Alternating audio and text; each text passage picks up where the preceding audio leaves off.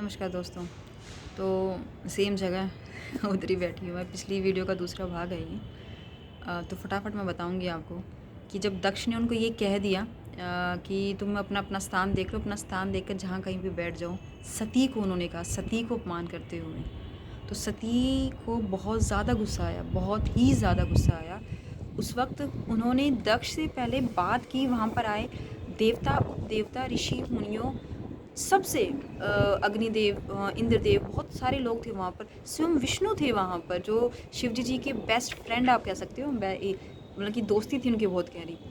उन्होंने ये कहा कि आप सब लोग महादेव के बिना यहाँ पर आ कैसे गए, और ये जो मेरे पिता हैं एक तरीके से, ये शिव के बारे में इतना बुरा बोल रहा है, इतना आप इनकी बातें कैसे सुन रहे हो। तो ये इस तरह की बातें कहकर, यानी कि ये इस यज्ञ को सफल करना चाह रहा है, जबकि आप सबको पता है कि ये यज्ञ सफल ही नहीं हो सकता है शिव के बिना। ये बात आप ब्रह्म देवता जानते हो, यानी कि विष्णु जी ये जानते हैं, ये बात ब्रह्म देवता जानते हैं।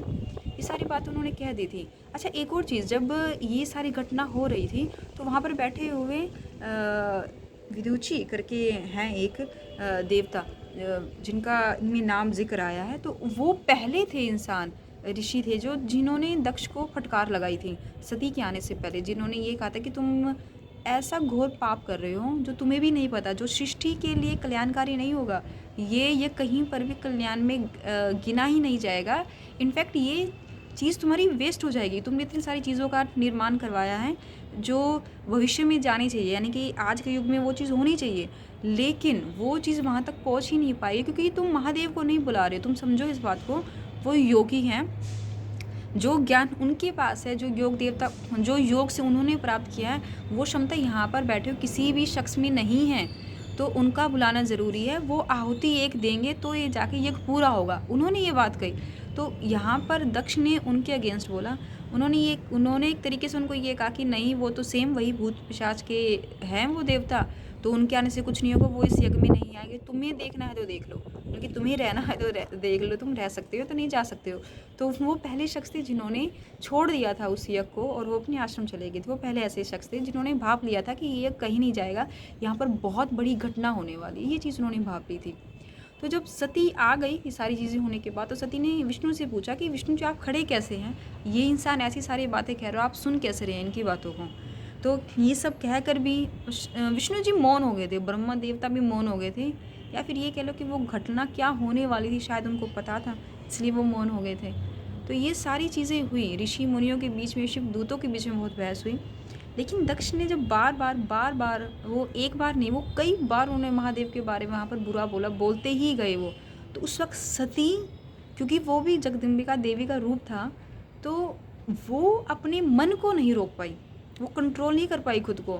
तो उन्होंने एक प्रचंड रूप नहीं लिया, जैसे कि टीवी पे दिखाया कि वो प्रचंड रूप में आ गई थी। नहीं, उन्होंने कुछ नहीं लिया ऐसा।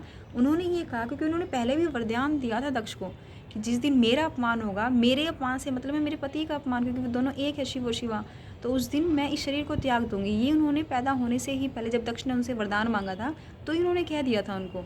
तो जब ये सारी घटना हुई तो सती ने ये कहा कि तुमने आज ये सब किया है, और तुम इसका भोग तुम्हें मिलेगा, फल तुमको मिलेगा, यानी कि तुम भोगोगे इस चीज़ को।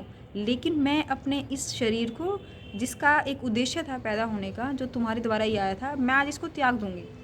तो उन्होंने अपना कैसे शरीर त्यागा? उन्होंने यज्ञ की कुंडनी में, हवन कुंड में नहीं अपने अपने शरीर को त्यागा। ये जो हमने टीवी पे देखा कि वो हवन कुंड में बैठ गई थी, नहीं, ऐसा नहीं था। उनके त्यागने का भी एक प्रोसेस हुआ था बहुत लंबा चौड़ा। उन्होंने सबसे पहले अपने पति यानी कि महादेव की आराधना की वहाँ पर, और ध्यान उनका लगाया। उन्होंने अपने ध्यान से जितनी भी शक्तियाँ थी ना, वो सारी की सारी अपने नाभि में इकट्ठी की, कि मैं एक नाभि में उनकी इकट्ठी हो जाए वो शक्ति। और इतना ध्यान लगाया कि उसके बाद नाभि से उन्होंने अपने उन शक्ति को अपने हृदय में स्थापित किया। और जब वो ये हृदय में स्थापित उन्होंने कर लिया, तो उनको अपने आसपास की कोई भी चीज़ सुनाई नहीं दे रही थी।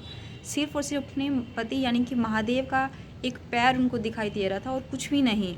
तो ये करने के बाद इतनी सुन हो गई थी कि उनका शरीर गिर गया। उन्होंने शरीर गिर गया उनका और उसकी आत्मा एक तरीके से बैठी रह गई थी। और उस वक्त जब शरीर गिरा तो अग्निदेव, वायुदेव, इनका वो आह्वान कर रही थी कि आइए मुझे मेरे शरीर को भस्म कीजिए। तो जब उनका शरीर गिरा तो वो अपने आप जल गया उनका शरीर। तो ये थी उनकी अग्नि को अपने शरीर को सौंपने का प्रोसेस। इस तरीके से यानी कि शरीर को त्यागना सती के लिए आसान नहीं था, क्योंकि वो सबको ये समझना होगा। अगर हम टीवी का शिव पुराण भूल जाए, टीवी का महादेव का कॉन्सेप्ट भूल जाए, क्योंकि देखो भैया वो एक फिक्शन है, फिक्शन को फिक्शन की तरीके से दिखाया जाएगा, वो सही है, उन्होंने जस्टिस किया उसके साथ, अदरवाइज़ लोगों को पता नहीं चलता।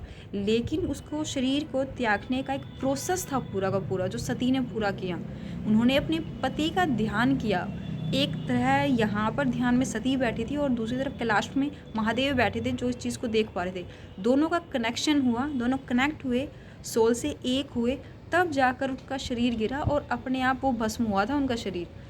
तो ये एक प्रोसेस था।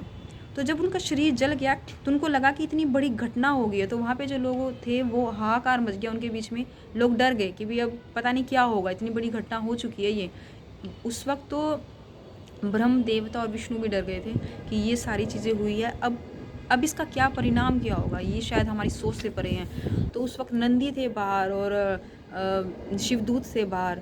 नंदी को रोक दिया था सती ने कि तुम आक्रमण नहीं करोगे, क्योंकि नंदी पहले भी आए थे भीतर और उनको भीतर जाने की अनुमति नहीं थी। तो नंदी द्वार पर ही खड़े थे, नंदी अंदर नहीं गए, क्योंकि वो महादेव के बहुत बड़े भक्त थे। अगर महादेव को नहीं बुलाया तो वो उन्होंने कहा कि मैं भी नहीं जाऊँगा। ये चीज़ फिक्शनाइज हमारी हो चुकी है, टीवी के अंदर भी दिखाई गई थी इस चीज़ को, तो ये सच है। लेकिन जब शिव दूतों को गुस्सा आया तो उन्होंने वहाँ पर आक्रमण कर दिया उन लोगों के ऊपर, वो सबको मारने के लिए आ गए। तो उस वक्त एक देवता थे जिन्होंने एक आहुति दी वहाँ पर उस यज्ञ के अंदर, जो दक्ष की तरफ से बुलाए गए थे। तो एक रिभु नाम के एक अस्त्र वहाँ से पैदा हुए, यानी कि एक देव आप उनको बोल सकते हो, जो महान शक्तिशाली था, महान से भी ज़्यादा महान शक्तिशाली। तो उन्होंने सभी शिव दूतों को वहाँ से मार भगाया, मतलब कि इतना शक्तिशाली था वो कि वो रोक नहीं पाया था किसी भी चीज़ को। यानी कि शिवदूत जो आक्रमण कर रहे थे उनके आक्रमण की सारी शक्ति वहाँ पर उसने बेकार कर दी थी। उसने अकेले नहीं सबको वहाँ से मार भगाया था।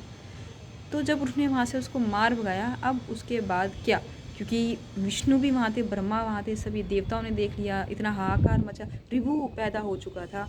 रिभु जिसको रोका नहीं जा सकता था, रिभु बहुत उसका मतलब तात्पर्य, रिभु का मतलब ही शक्ति है, उसका तात्पर्य यही था कि शक्तिशाली होना।